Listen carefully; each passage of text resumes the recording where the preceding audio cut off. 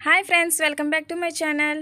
అందరూ ఎలా ఉన్నారు? బాగున్నారా? నేను కూడా బాగున్నానండి. ఈరోజు రెసిపీ వచ్చేసి డోనట్స్ అండి. చాలా సింపుల్గా అండ్ హెల్తీగా చాలా టేస్టీగా చేసుకోవచ్చు.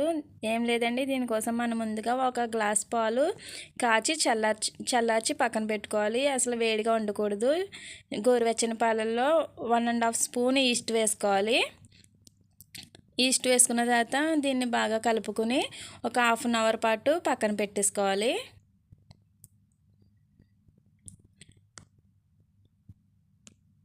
ఆ తర్వాత వేరే బౌల్ తీసుకుని అందులో ఒక హాఫ్ కేజీ మైదా, ఒక 3 టేబుల్ స్పూన్ షుగర్, కొద్దిగా సాల్ట్ వేసుకొని వీటిని బాగా కలుపుకోవాలి.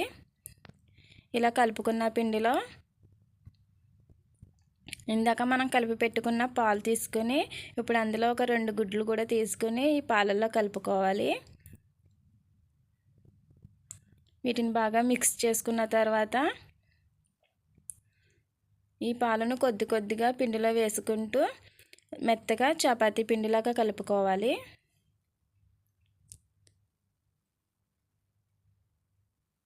ఈ విధంగా కలుపుకున్న తర్వాత ఇప్పుడు ఈ పిండిలోకి ఒక టేబుల్ స్పూన్ బటర్ కూడా వేసుకోవాలి.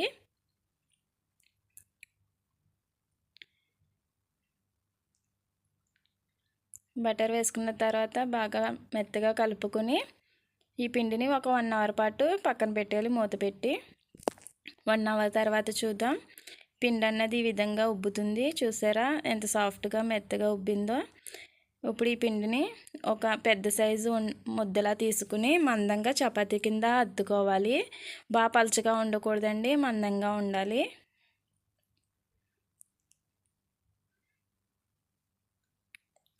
ఈ విధంగా మందంగా అద్దుకున్న తర్వాత రౌండ్గా ఏదన్నా మన దగ్గర ఉన్న దాంతో నేనైతే గ్లాస్తో అయితే ఈ విధంగా సర్కిల్ చేస్తున్నాను.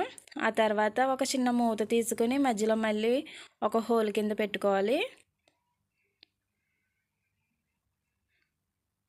చూసారా, ఈ విధంగా డోనట్స్ కింద రెడీ చేసుకోవాలి. ఇలాగే మొత్తం అన్నీ రెడీ చేసుకుని పక్కన పెట్టుకోవాలి.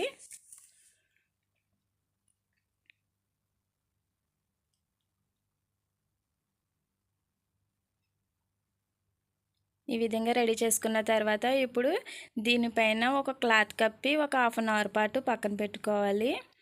ఇప్పుడు ఇవి డబుల్ అవుతాయి. చూసారా, ఇవి కూడా బాగా ఉబ్బినాయి కదా. ఇప్పుడు స్టవ్ వెలిగించి కళాయి పెట్టి ఆయిల్ పోసుకోవాలి.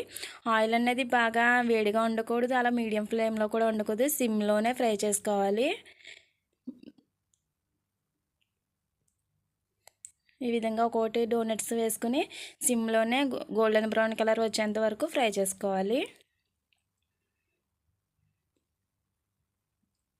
చూసారా, ఈ విధంగా ఫ్రై చేసుకున్న తర్వాత ఇప్పుడు సర్వింగ్ బౌల్లో తీసుకుని దీనిపైన కొద్దిగా పంచదార పొడి, గార్నిష్ కోసం మన దగ్గర ఏదైనా డ్రై ఫ్రూట్స్ ఉంటే వేసుకోవచ్చు. నేనైతే పిస్తాతో గార్నిష్ చేస్తున్నాను, కలర్ఫుల్గా ఉంటుందని. అంతే ఫ్రెండ్స్, ఎంతో టేస్టీగా ఉండే డోనట్స్ రెడీ. నా వీడియో కనుక నచ్చితే లైక్ చేయండి, షేర్ చేయండి, కామెంట్ చేయండి. మరిన్ని వీడియోల కోసం నా ఛానల్ని సబ్స్క్రైబ్ చేయండి. Thank you for watching my video.